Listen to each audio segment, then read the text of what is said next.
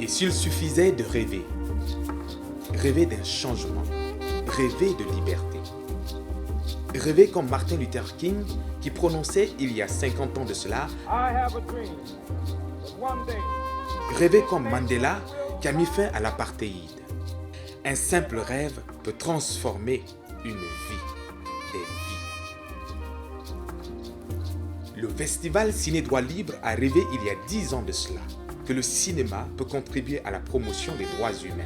Salut à tous, merci de rejoindre Droit Libre TV. Je suis très heureux de vous accueillir ici à Ouaga en compagnie de l'une des plus grandes personnalités du monde humoristique panafricain. J'ai nommé l'Ivoirien Adama Deiko. Koro de Koro, bonjour. Salut mon frère, comment tu vas?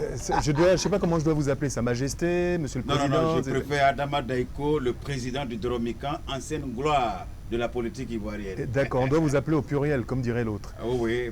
Bombardé de titres. Alors dites-nous, pour ceux qui ne vous connaissent pas, en résumé résumatif, vous êtes un jeune Africain qui avait, enfin jeune, ça fait déjà depuis 1900 Chombo, oui, gravi les échelons de l'humour, vous êtes starifié en Côte d'Ivoire, dans toute l'Afrique francophone, et vous avez marqué le temps parce que vous avez commencé à titiller le politique. Est-ce qu'on peut dire ça comme ça? Oui, tout à fait.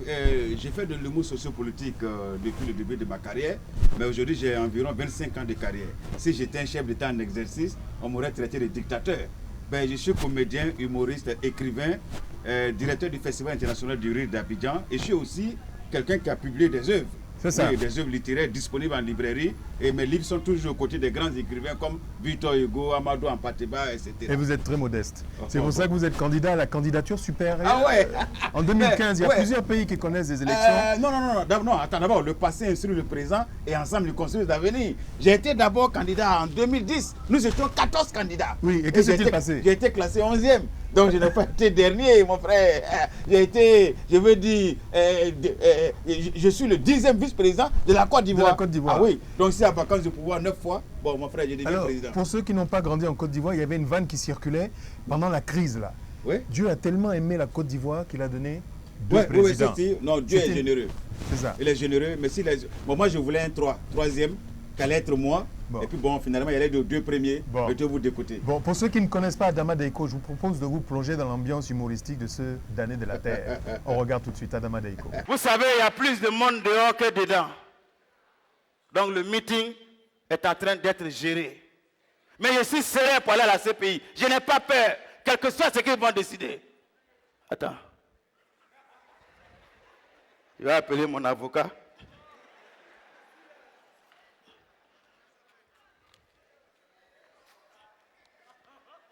Tu dis quoi?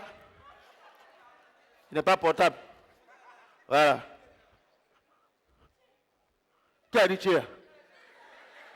Ah, tu ne connais pas satellitaire.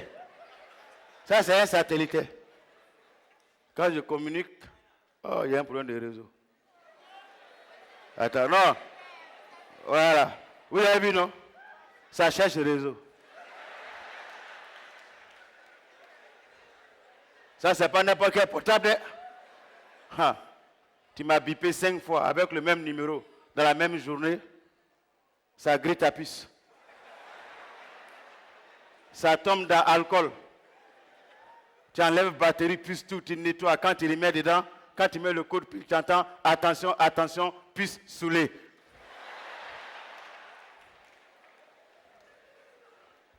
Allô? Oui, maître. Ouais, c'est Daiko là. Non, je suis à Ouaga. Ouais. Oh, c'est total. Tu es sûr qu'on peut gagner un procès là? Ah. Oui, ils sont chauds. Ok, d'accord. Donc, mais tu penses que si on doit me condamner, c'est au moins combien comme ça? Hein? 20 ans. Mais est-ce que je fais une proposition? Si on me condamne 20 ans, ah, tu me rappelles? Ok, d'accord. Ah ouais, on est sûr, écoute. Ouais. Ah, si on me donne 20 ans, mais c'est facile. Moi-même, ici, combien? Moi-même, ici, combien? Hein? En Ouaga, ici, je prends 19 personnes, plus moi, ça fait combien? On va tous ensemble. Chacun fait un an, c'est pas 20 ans. Maintenant, je ne sais pas s'il y a des volontaires de... Hein? Eh, les gars, vous voulez partir en Europe, c'est l'occasion. Tu ne payes pas billet d'avion, tu ne payes pas maison, il y a Internet, il y a piscine, il y a femme. Parce que ce qui est compliqué là, c'est ça. Maintenant, un an après, tu restes là-bas.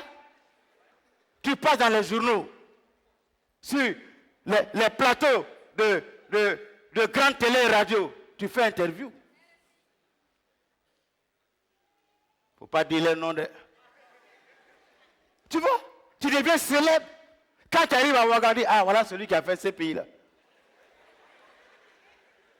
Tu vois, ça c'est...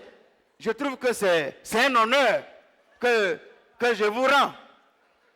Il y a des volontaires, je vais prendre des noms. Tu es volontaire. Et c'est une femme. On sera dans la même cellule. Applaudissez, applaudissez, applaudissez, applaudissez pour elle. Du CP1 à la CPI, c'est Adama Deiko. Mais c'est ici, en fief du Moron-Nabat? Oui, oui, tout à fait. La grande première a eu lieu ici, à la Maison du Peuple, dans le cadre des festivités de ces droits libres. Mais comment du CP1, je suis arrivé à la candidature à la présidentielle ivoirienne. Non, mais ce n'est pas une plaisanterie. Vous êtes Ah vraiment non. sérieux. Ah oui. Vous parlez un peu comme Coluche l'a fait. J'ai été candidat aux élections. Oui. Ah, mais j'ai failli devenir président d'amusement. Mais avec quel programme? Non, mais c'est parce que les gens ont mal compté les voix. Ils ont mal compté les voix. Sinon, j'avais un seul programme, c'était de faire rire matin, midi, soir, toutes les populations. Mais malheureusement, on ne prend pas le pouvoir par le rire, mais par les urnes. Et que répondez-vous à ceux qui disent qu'en fait, les hommes politiques piquent le travail des humoristes? Oui, en fait, sincèrement, si vous voyez que j'ai pas de candidature, c'est pas parce que je voulais être président, ça ne m'intéresse pas. Je suis déjà président. Mais c'est parce que j'ai constaté dans mon pays que les politiciens, à un moment donné, jouaient la comédie à notre place. Bon, une mesure, une seule, vraiment pour convaincre le peuple de Côte d'Ivoire de voter pour vous. Je vais m'intéresser, mesdames et messieurs, à un autre pays, qui est mon pays d'origine, le Mali. Voyez-vous, le Mali, le président s'appelle Ibrahim Boubacar Keïta. Et les Blancs ont dit IBK. Mais IBK signifie quoi aujourd'hui? Installé à Bamako, mais pas à Kidal. Et vous pensez vraiment qu'avec ce genre de plaisanterie, vous allez conquérir le cœur du peuple? Ah oui, tout à fait, parce que j'ai des électeurs à Bamako, Oui. j'ai des électeurs aussi en RDC Congo. On dit qu'il y a la révision de constitution en RDC. Attends, en quoi cela vous regarde? RDC signifie quoi? Révision de la constitution. Adama Deiko. Adama Deiko. Oui. Faut arrêter de rigoler. Non, pardon, tu sais, moi, mais je ne sais même pas ce que j'ai dit. Oui, toi-même, tu t'entends Non, ouais, rigoler. ça va, ouais. Dis-moi, Adama, on sait aujourd'hui que l'humour, c'est une forme de thérapie. Tout à fait. Est-ce que quelque part, un certain Jean-Michel Cancan a été un modèle dans l'enfance? Qui ont été tes Oui, mentors? tout à fait. Jean-Michel Cancan, paix à son âme, c'est un Camerounais. C'est un monsieur qui a permis à l'humour africain de se positionner partout en Afrique francophone. Et nous, étant comédiens, ça nous a également inspiré parce qu'on voulait aussi se faire connaître sur le plan international. Et on a essayé de faire comme eux, mais en y apportant notre touche dans la création, dans la manière de rendre les textes et tout. Et puis il y a aussi Coluche, qui est pour nous une école, qui a fait de l'humour, je vais dire politique en France. Voilà pourquoi moi j'ai fait de l'humour sociopolitique dans l'actualité et dans l'environnement. Est-ce que, Adama, tu dirais que faire de l'humour, un peu comme les coupés décaleurs, en fait, à chaque crise sociale ou politique d'un pays correspond à une grande vague culturelle ou musicale? On a vu ce qui s'est passé aux États-Unis pendant les mouvements d'émancipation. La musique soul a explosé. Au début des années 80, les Noirs étaient sujets au racisme, dont le hip-hop a explosé. Oui. Est-ce que vous diriez que, je parle de toi et de tous les colissiers de la gente artistique, chaque fois qu'il y a une crise quelque part, votre réponse, elle est créative? Ben, écoutez, nous artistes, nous disons que nous sommes des éveilleurs de conscience. Moi particulièrement, comme beaucoup d'ailleurs, nous travaillons sur l'actualité et l'environnement. Donc tout ce qui peut toucher, je veux dire, à la sensibilité de la société, nous interpelle. Donc c'est normal qu'on crée, qu'on invente, qu'on imagine en fonction des sujets que nous avons sous la main. Donc je crois que l'artiste doit marquer son temps en travaillant sur des sujets, des thèmes d'actualité. Alors j'ai un ami cher à mon cœur, dont je tairai le nom pour ne pas le citer, qui disait que, à part la pression atmosphérique, il ne supportait aucune forme de pression. Est-ce que Adama Deiko, candidat, a subi des pressions? Oui, tout à fait. Vous savez, la politique, c'est là où on se donne des coups. Mais des vraies pressions? Ah oui, parce que vous savez, quand on est au pouvoir, on ne pense pas à sa chute, c'est quand on a chuté qu'on pense au pouvoir. Alors, la pression, c'est quoi?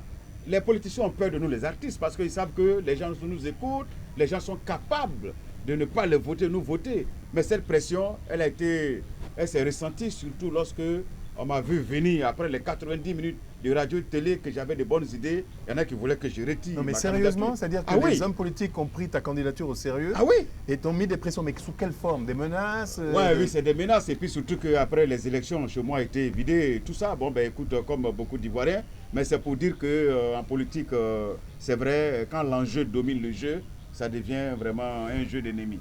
Bon, alors jeu de jambes, cadeau, pour saluer un autre frère de Côte d'Ivoire, Patson. Hein? La Côte d'Ivoire, c'est vraiment un pays extraordinaire. C'est le creuset, c'est l'Amérique au cœur de l'Afrique francophone. Ouais. Il y a plein d'influences. Aujourd'hui, c'est vous qui avez le glo-glo de la musique avec le Nigeria. Qu'est-ce que tu as envie de dire à toute la jeunesse ivoirienne? Ben, je voudrais dire à la jeunesse ivoirienne... Je parle au président candidat. Oui, je voudrais, mes président. chers compatriotes, prendre mon air le plus sérieux pour vous dire que nous devons changer de mentalité pour notre développement. Vous savez, le président Obama, mon homologue président que je salue, vous savez, il a été élu et réélu. Obama, vous le connaissez son histoire. Ben, en Afrique francophone, on dit toujours, oui, élection présidentielle. Non, les Américains, ils ne disent pas ça. Faites comme les Américains. Et ils disent, course à la Maison Blanche. Donc c'est normal que ce soit un Kenya qui gagne. Kenya qui gagne, d'accord. Oh là là, ouh, humour. Est-ce que vous avez fait une déclaration de patrimoine? Combien d'épouses, combien de maisons? Oh là là, c'était une vanne. Non, je m'adresse tout de suite à la Ligue des féministes. Ils n'ont pas demandé tout ça. Ils n'ont pas demandé tout ça. Sinon, moi, j'allais déclarer mes biens. Voilà, combien de maîtresses, combien de copines. Mais je signale que... Non, en fait, les maîtresses, je veux dire, j'ai été enseigné par une maîtresse au CP1, oui, au CPD aussi. Il s'en sort bien, il s'en sort bien. Ouais. Ici, nous sommes féministes. J'embrasse ma fille avec tout mon amour. Ouais. Et je remercie l'homme Adama Deiko. Il y a quoi dans les bacs? On vend des cassettes, on arrive à vie. Vous savez, moi, je suis un artiste, mais je suis commerçant. Oui, faut vendre quoi? Je suis commerçant, je vends mes livres. Voici mon tout dernier livre. Et déjà ma vieille. Il faut me donner. Voilà, tiens, voilà. C'est combien de dollars? Ça, c'est non, c'est pas dollars. On va dire en francs, parce que dollar, là, il ne faut pas ça augmente. Parce que dollar, ça monte, ça descend. Francs, c'est pas, il reste tel.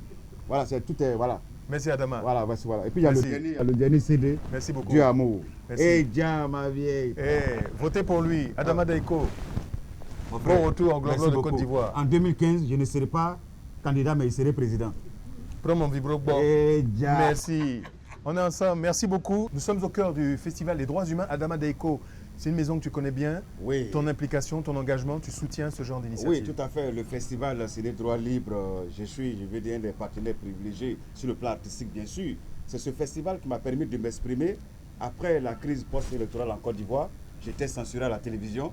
Donc c'est ce festival qui m'a permis, surtout sur les droits libres TV, je me suis exprimé, le monde entier a compris que cet artiste avait besoin d'espace. Donc c'est un festival que je visite chaque fois que j'en ai l'occasion. C'est un très grand festival qui nous permet de nous exprimer et faire la promotion des droits humains. C'était Droit Libre sur Internet et partout sur le créneau de toutes les chaînes partenaires. Merci et à très bientôt en Fièvre du Moronaba, ici au Burkina Faso. Président, merci.